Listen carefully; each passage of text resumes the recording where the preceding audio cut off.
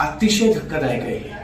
आज जेव्हा मला ही बातमी कळाली आणि मग अनेक जणांची शिक्षकांची फोन सुरू झाले, शिक्षकांमध्ये इतका तीव्र असंतोष या प्रकरणामध्ये आहे की एकीकडे सर्वोच्च न्यायालयाने सांगितले की शिक्षकांची अशैक्षणिक कामातून मुक्तता करा, तरीही त्यांना अनेक कामं दिलेली आहेत.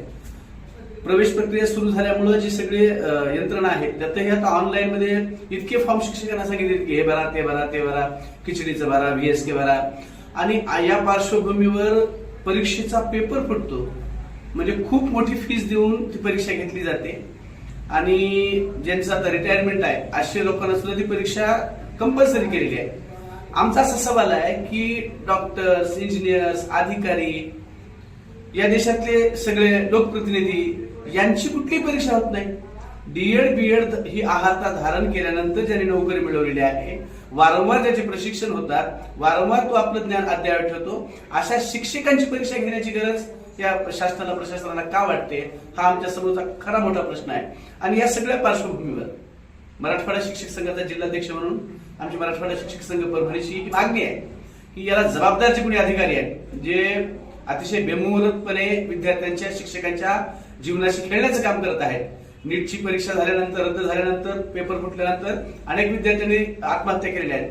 म्हणजे सरकारला शिक्षकांना आत्महत्येला उद्युक्त करायचंय का? अशा प्रकारचा रोष शिक्षकांमध्ये मोठ्या प्रमाणामध्ये व्यक्त होत आहे.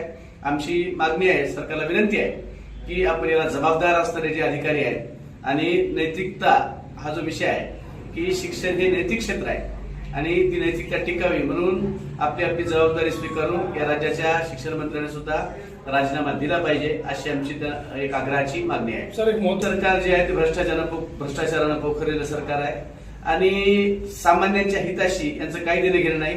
यांना 4-2 व्यापाऱ्यांचं हित झालं म्हणजे सगळ्या राज्याचं हित झालं, अशा प्रकारची भूमिका असलेली सगळी माणसं आहेत. आणि म्हणून आपण पाहत असाल की सरकारी शाळा बंद करण्याचं धोरण, अतिशय सरकारी शाळांची कत्लेआम सुरू आहे महाराष्ट्रात. TET परीक्षा पेपर फुटीमुळे रद्द करण्याची सरकारवर नामुष्की उडवलेली आहे. एकीकडे प्रवेश प्रक्रिया सुरू आहे, विद्यार्थ्यांचे अध्यापनाचं काम सुरू झालेलं आहे, त्यात भर म्हणून शिक्षकांना जनगणनेचे BELO सारखे अशैक्षणिक कामं दिलेली आहेत. आणि या सर्व व्यापातून वेळात वेळ काढून कुटुंबाकडे वाऱ्यावर सोडून TETच्या परीक्षेचा अभ्यास करायचा आणि ते अभ्यास करत असताना ही परीक्षा अचानक रद्द होणं हे फार मोठं संकट शिक्षकावर ओढवलेलं आहे. आणि या TET रद्द परीक्षेमुळे शिक्षकांमध्ये प्रचंड असंतोष आहे, ते प्रचंड मानसिक दबावाखाली आहेत. काय करावं काय नाही या पेचात पडलेले आहेत. कुटुंब होरपळून निघालेलं आहे. आणि या परीक्षे रद्द झाल्या कारणाने मी मुख्यमंत्री महोदयांना विनंती करतो की आपण तात्काळ शिक्षण मंत्र्याचा राजीनामा घेऊन शिक्षकांच्या असंतोषाला वाट मोकळी करून द्यावी आणि ही शिक्षकाची परीक्षा परत सुव्यवस्थेमध्ये पार पडण्यात यावी.